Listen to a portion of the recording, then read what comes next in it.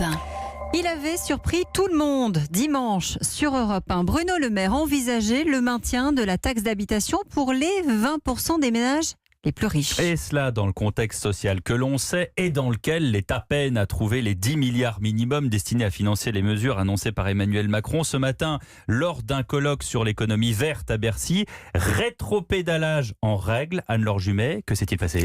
Alors d'abord, pour Bercy, la position du ministre n'a pas changé, mais il fallait la clarifier. Bruno Le Maire veut aller au bout de la suppression de la taxe d'habitation, mais ça n'interdit pas que ce sujet fasse partie du débat sur la fiscalité. Voilà la version officielle.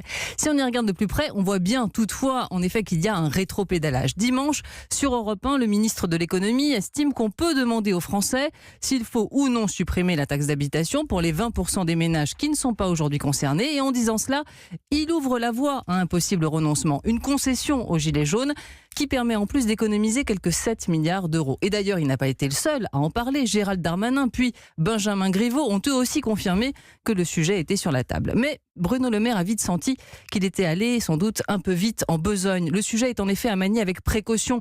Les 20% des ménages dont on parle ont un revenu fiscal de référence supérieur à 2 500 € par mois. Tous ne peuvent être mis dans la catégorie des super riches. On parle là en fait des classes moyennes supérieures, le socle électoral d'Emmanuel Macron. Et puis, il y a le principe d'égalité devant l'impôt et les risques de censure par le Conseil constitutionnel si le gouvernement renonçait à supprimer la taxe d'habitation pour tout le monde. Bref, le sujet n'est pas clos, mais ce matin, le gouvernement dit plutôt circuler, il n'y a rien à voir. Merci Anne-Laure Jumet du service économie d'Europe.